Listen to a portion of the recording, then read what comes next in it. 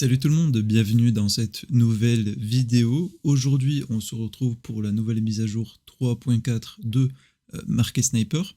Donc, dans cette mise à jour, on a ajouté pas mal de signaux informatifs. Donc, les signaux pump et dump, les signaux de divergence, les signaux intra-range et les signaux d'impulsion. Donc, on va regarder un petit peu comment marchent ces signaux dans cette vidéo. Et je ferai d'autres vidéos parce qu'il y a pas mal de choses aussi qui vont changer par la suite. Et voilà. Donc déjà, premièrement, là on est donc sur l'or en 15 minutes, on a pas mal de signaux dump et pump. Donc si je vais dans les settings, ici j'ai activé seulement les signaux pump et dump. Après on verra la suite plus tard. Donc des signaux dump et pump, à quoi ça sert? En gros, l'algo va détecter si oui ou non le marché présente des conditions pour qu'il y ait un pump ou un dump. Par exemple, ici vous voyez que on a eu donc deux signaux. Ce signal est apparu parce que justement l'algo a vu que les conditions étaient bonnes pour qu'il y ait un dump et un pump, et il y a eu donc un trigger, c'est-à-dire une bougie avec du volume, qui a donc déclenché ce signal. Ok ? Donc ce n'est pas parce qu'il y a un signal dump ou pump que forcément un dump ou un pump va arriver. Ok ? C'est un signal d'anticipation, encore une fois, ça analyse le marché et ça propose une spéculation. Ok ? Par exemple, si je vais ici, vous voyez qu'on a eu un signal dump, donc ça veut dire qu'à ce moment donné, eh bien, sur le marché, on a toutes les conditions bonnes pour avoir un dump ou un pump, on a eu une bougie avec du volume qui a déclenché le signal, mais le dump n'est pas arrivé, on a juste pris des liquidités internes pour ensuite repartir, là où on a eu un signal pump, on est un petit peu monté, on n'a pas eu un réel pump, mais en soi, vous voyez que ça marche un petit peu comme ça. Là, vous voyez, on a aussi des signaux dump ici, ici, etc. Ici, donc, le dump n'est pas forcément arrivé, mais ici, il est arrivé, ici aussi. Là, on a eu plein de petits signaux pump, le pump, il est arrivé juste après, etc., etc. Ok ? Donc voilà, pour les signaux pump et dump, ne prenez pas de position forcément dès qu'il y a un signal dump et pump. Il faut l'interpréter comment, en fait ? Il faut l'interpréter tout simplement que dès qu'on voit un signal dump ou pump, et si vous êtes dans un trade par exemple inverse, par exemple on voit un signal dump et vous êtes en long, et bien là, oui, il faut s'inquiéter. Ok ? Il faut s'inquiéter, il faut peut-être se mettre break-even, il faut sortir de sa position, etc. Parce que les conditions sont favorables pour un dump. Ok ? Pareil pour un pump. Je vais profiter du fait que je sois sur l'or pour vous montrer un petit peu les signaux intra-range qu'on a pu mettre en place. Donc là, par exemple, on est en range, vous voyez que déjà les tendances et la ligne Sniper Cloud est donc en gris, ok, lors d'un range, pour pas tout simplement se faire induire en erreur sur une détection de tendance, etc. Ok ? Donc voilà, maintenant c'est plus simple, c'est tout gris, on est dans un range, c'est ni haussier, ni baissier, c'est juste neutre, ok ? On regarde les bornes, on regarde s'il y a une réaction sur les bornes, et ensuite on prend peut-être position ou pas. Ça dépend si vous aimez trade des ranges ou pas, ok ? Donc nous avons mis des signaux de pattern dans les ranges, ok ? Donc par exemple, lorsqu'il y a un pattern haussier et donc des conditions où justement le prix peut se retourner, eh bien une petite flèche verte va apparaître, et pareil pour donc des conditions baissières, une petite flèche rouge va apparaître, ok ? Donc c'est seulement lors des ranges.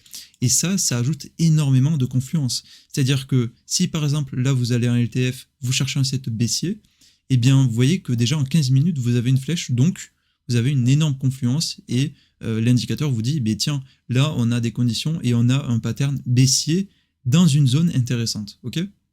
Donc maintenant parlons des signaux d'impulsion. Donc ces signaux-là vont permettre de mesurer la qualité d'une bougie en mesurant le volume de la bougie, ok ? Donc par exemple, si une bougie a beaucoup de volume et donc en plus descend, donc a un pattern spécifique, eh bien un signal d'impulsion va apparaître. Donc ces signaux-là marchent majoritairement pour la crypto, donc les marchés volatiles avec beaucoup de volume.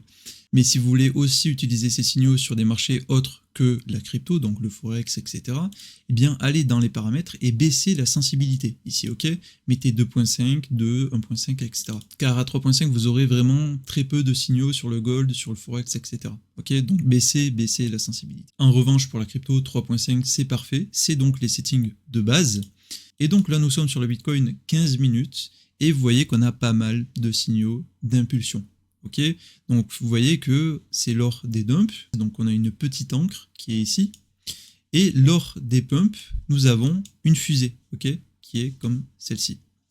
Donc tout simplement, comment interpréter ces signaux? Eh bien, quand un signal d'impulsion arrive, eh bien, par exemple, si vous êtes en short et vous avez un signal d'impulsion baissier, c'est une très bonne nouvelle. Vous savez que vous allez aller chercher des liquidités plus bas, vous savez que le marché a du volume et donc libère du volume et que vous êtes donc en mouvement pour aller chercher des liquidités. Okay, par exemple, je suis en longue, j'ai une petite fusée qui arrive, eh bien, tout simplement, je sais que je vais aller chercher des liquidités plus haut. Okay, si je suis en short et j'ai une encre qui arrive, eh bien, je vais aller chercher des liquidités plus bas.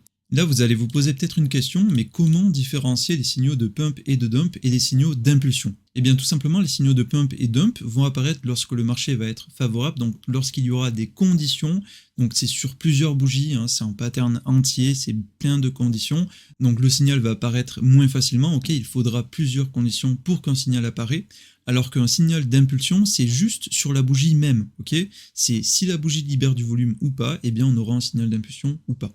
Tout simplement, ok. Donc c'est pour ça que dès qu'on a un dump, eh bien on aura des signaux d'impulsion après parce que justement on va libérer du volume. Et lorsqu'on a des signaux d'impulsion, eh bien parfois on peut avoir aussi un dump ou un pump, ok. Donc il y a des points communs dans ces signaux. Par contre, ce n'est pas le même type de signal. Sinon, tout simplement, on n'aurait pas mis les deux dans l'indicateur. Et on peut voir même, donc par exemple là j'ai un dump aussi actuellement, hein, on est en live, hein, je ne suis pas du tout en replay, donc range potentiel, on a eu un dump et donc des signaux d'impulsion vers le bas, ok. Et donc maintenant nous nous retrouvons donc sur du Forex, hein, j'essaie un peu de changer les marchés au fur et à mesure de cette vidéo pour vous montrer que l'indicateur marche vraiment partout, hein, ce n'est pas un indicateur qui marche seulement sur l'or, seulement sur le Bitcoin, non, c'est très flexible niveau marché, ok. Donc nous avons, déjà je vais désactiver les signaux de pump et de dump, et les signaux d'impulsion. Vous voyez que d'ailleurs sur le Forex on n'a pas beaucoup de signaux d'impulsion, ok, on en avait juste un ici, parce que tout simplement j'ai donc 3.5 en sensibilité, j'aurais dû baisser. Donc nous allons parler tout simplement des divergences, ok. Ces divergences arrivent très tôt, ok. La plupart des indicateurs RSI, TRSI, MACD, MFI, tout ce que vous voulez, auront des divergences qui seront late. Ces divergences-là de l'indicateur arrivent très tôt, ok. Donc pour activer les signaux divergents, c'est ici, ok. Et là, vous allez donc pouvoir choisir combien de divergences vous voulez maximum à la suite. Donc là, j'ai mis 2, mais vous pouvez mettre 4, etc., etc. Alors, par exemple, si je mets 4, eh bien, vous voyez que là, je vais avoir div et en bas, donc x3, ça veut dire qu'on a 3 divergences à la suite, ok, qui se suivent. Par exemple, si là, j'en ai 4, ok, eh bien, j'ai eu 4 divergences à la suite, ok. Là, 2, j'en ai eu 2, etc., etc. Bref, vous avez compris, parfois le marché continue de pousser même si on est en divergence, ce qui arrive quasi tout le temps, donc c'est pour ça qu'on a des espèces de combinaisons de divergences où justement on peut en avoir plusieurs à la suite, donc c'est très très important d'activer au moins minimum 2, donc 2 c'est quand même assez accurate, vous allez pouvoir donc avoir des jolis pullbacks et des jolis reversals grâce à ça, ok. Bref, voilà, c'est la fin de cette petite vidéo sur la nouvelle mise à jour. Il y aura la 3.5 qui va arriver cette semaine aussi, donc soyez vraiment à l'affût sur Telegram.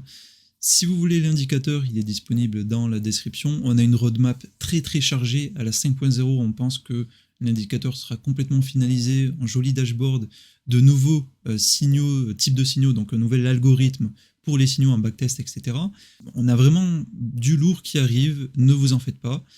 Et eh bien on se retrouve pour une prochaine vidéo. A plus tout le monde, ciao.